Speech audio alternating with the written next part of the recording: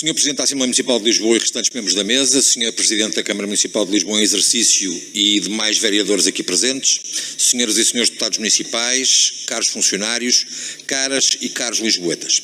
Antes de mais, fazer só uma precisão, a doutora Rosário Farmhouse já não é Presidente da Comissão Nacional de Proteção de Crianças, foi substituída pela doutora Ana Valente em 2024, razão pela qual acho que se justifica esta precisão, em nome do rigor. A proposta que hoje discutimos trata de uma matéria que ultrapassa largamente a dimensão administrativa ou financeira de um simples contrato de delegação de competências. Estamos a falar da proteção de crianças e jovens em risco, estamos a falar da capacidade do Estado, neste caso do poder local, responder com humanidade, rapidez e eficácia às situações mais vulneráveis da nossa cidade. E importa começar por reconhecer aquilo que este parecer da 6ª Comissão evidencia de forma clara. O modelo tem funcionado. As juntas de freguesia de Carnide, Santo António, Belém e Marvila têm assegurado com enorme sentido de responsabilidade o apoio logístico, administrativo e operacional às CPCJ de Lisboa. Muitas vezes fizeram-no para além do estritamente previsto nos protocolos. E fizeram-no porque compreenderam que, quando está em causa a proteção de uma criança, não pode haver rupturas, atrasos ou descontinuidade do serviço público. Aliás, mesmo após a caducidade dos anteriores contratos no final de 2025, as juntas continuaram a garantir o funcionamento das CPCJ com recurso a meios próprios. Isso merece reconhecimento institucional e político desta Assembleia. Esta, aliás, é uma reflexão que não pode deixar de aqui ser partilhada. Não podemos deixar de sublinhar o contexto em que esta aprovação ocorre. Estamos em meados de maio e aprovamos contratos para o biênio 26-27. Isto significa, na prática, que durante mais de 5 meses as juntas de freguesia substituíram-se ao município, assegurando funções sem o correspondente financiamento. A Câmara anda, pois, a financiar-se desta forma à custa da tesouraria destas como de outras freguesias. Este não é um detalhe técnico, é um problema político sério.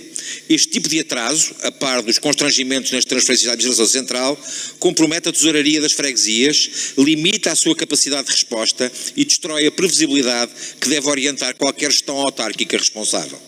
Foi por isso que os presidentes de junta do Partido Socialista escreveram uma carta aberta ao engenheiro Carlos Moedas por sentirem na pele a asfixia financeira que lhes é imposta pela, entre outras entidades como a Administração Central, a Câmara Municipal de Lisboa e porque sabem que esta é uma realidade que atinge todos os presidentes de junta, sem exceção, incluindo aqueles que foram eleitos nas listas da coligação de direita. A verdade é que a missiva não mereceu, até hoje, qualquer resposta. E importa dizê-lo com clareza. Não responder aos presidentes de junta é uma falta ao respeito institucional.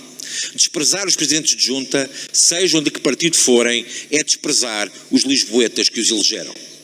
Senhor Presidente, senhoras e senhores deputados, as audições realizadas pela Comissão também revelaram algo que não podemos ignorar. Este modelo está hoje sob enorme pressão. Ouvimos relatos preocupantes sobre falta de espaço, insuficiência de recursos humanos, carência de técnicos administrativos, dificuldades no recrutamento de psicólogos, assistentes sociais e juristas, instalações degradadas e verbas que, apesar de importantes, já não acompanham o aumento dos custos reais. O caso da CPCJ Centro é particularmente elucidativo. Funciona num espaço exíguo, envelhecido, inadequado e sem capacidade de crescimento. Foi-nos dito com frontalidade que a falta de condições físicas condiciona a própria resposta às crianças e famílias. E quando uma CPCJ trabalha mais devagar porque lhe faltam meios administrativos, isso significa processos atrasados, significa respostas mais lentas, significa crianças que esperam mais tempo pela proteção de que necessitam. Também ouvimos de forma transversal uma reflexão importante sobre o próprio modelo de funcionamento das CPCJ. Vários autarcas, de diferentes sensibilidades políticas, defenderam que estas estruturas deveriam caminhar para equipas técnicas próprias, permanentes e especializadas, reduzindo a excessiva dependência da boa vontade ou da capacidade circunstancial das entidades externas. E essa é uma discussão séria que o país terá de fazer. Porque aquilo que hoje existe assenta muito na dedicação das juntas de freguesia, no esforço dos seus trabalhadores e na capacidade de improvisação institucional. E embora esse esforço seja meritório, não pode transformar-se numa solução estrutural permanente.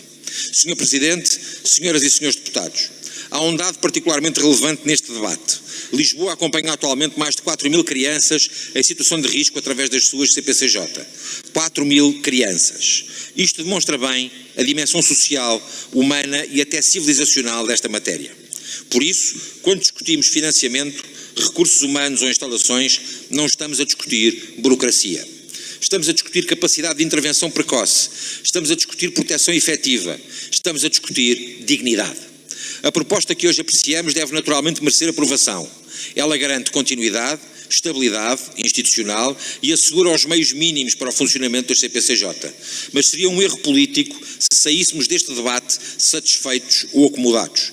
O parecer da Comissão aponta corretamente 3 caminhos fundamentais: reforçar recursos humanos especializados, melhorar as instalações e condições logísticas e estudar a eventual criação de uma 5ª CPCJ na cidade de Lisboa, ajustando a organização territorial às necessidades atuais.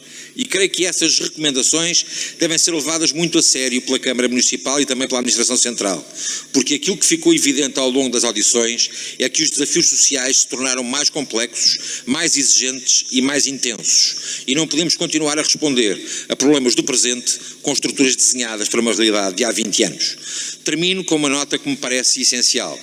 O verdadeiro teste de uma cidade não está apenas na sua capacidade económica, no investimento ou na obra pública. O verdadeiro teste de uma cidade mede-se também pela forma como protege os mais vulneráveis.